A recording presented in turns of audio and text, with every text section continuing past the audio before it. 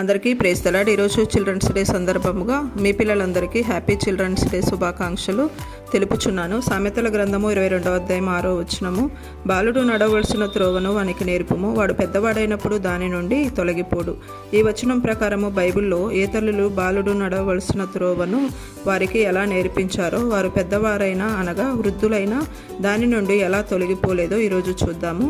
మొదటి సమూయేలు గ్రంథము 2వ అధ్యాయం 11వ వచనము, అయితే ఆ బాలుడు యాజకుడైన ఏలీ ఎదుట యెహోవాకు పరిచర్య చేయుచుండెను. హన్నా కుమారుడైన సమూయేలును షిలోహులోని దేవుని మందిరంలో యెహోవాకు పరిచర్య చేయువాడుగా దేవుడు ఏర్పరచుకొనెను. ఈ బాలుడు పెద్దవాడ ఇశ్రాయేలీయులకు యాజకుడుగా, న్యాయాధిపతిగా, ప్రవక్తగా ఉండెను. ఈ బాలుడిని దేవుడు ఎంతగా ఎన్నుకున్నాడో కదా.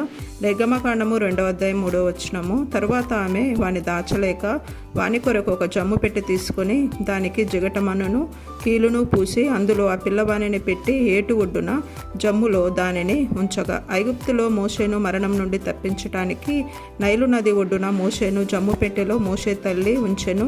చిన్నపిల్లవాడు పెద్దవాడ ఇశ్రాయేలీయులను ఐగుప్తు నుండి కనానుకు నడిపించే గొప్ప నాయకుడుగా, సేవకుడుగా దేవుడు ఏర్పరచుకొనెను. మనం చూసిన ఈ రెండు సందర్భాలలో తల్లి పాత్ర ఎంత గొప్పదో కదా. దేవుని ఉద్దేశాలు వీరి ద్వారా నెరవేర్చడానికి దేవుడు వారి తల్లులకు జ్ఞానమును అనుగ్రహించాడు. ఒక తల్లి హన్నా తన బిడ్డను దేవుని మందిరంలో దాచిపెడితే, ఒక తల్లి యొకెబెదు జమ్ము పెట్టెలో తన బిడ్డను దాచింది.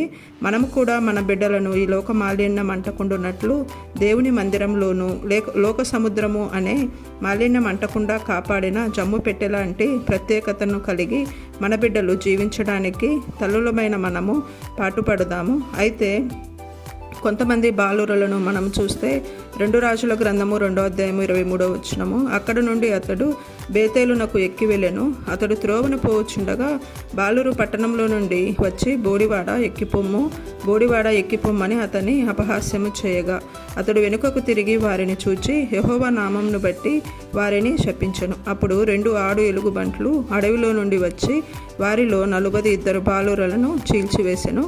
ఈ బాలురు ఎలీషాను ఎగతాళి చేసిరి, వారు శపింపబడి మరణించిరి. సమూయేలు దేవుని మందిరంలో ఉన్నాడు, మోషే ఐగుప్తులో జమ్ము పెట్టెలో ఉన్నాడు, రాజనగరిలో పెంచబడ్డాడు. కానీ ఈ బాలురు అరణ్యంలో, అడవిలో ఉన్నారు. మనము ఈరోజు చిల్డ్రన్స్ డే సందర్భముగా ఆలోచించుకుందాము.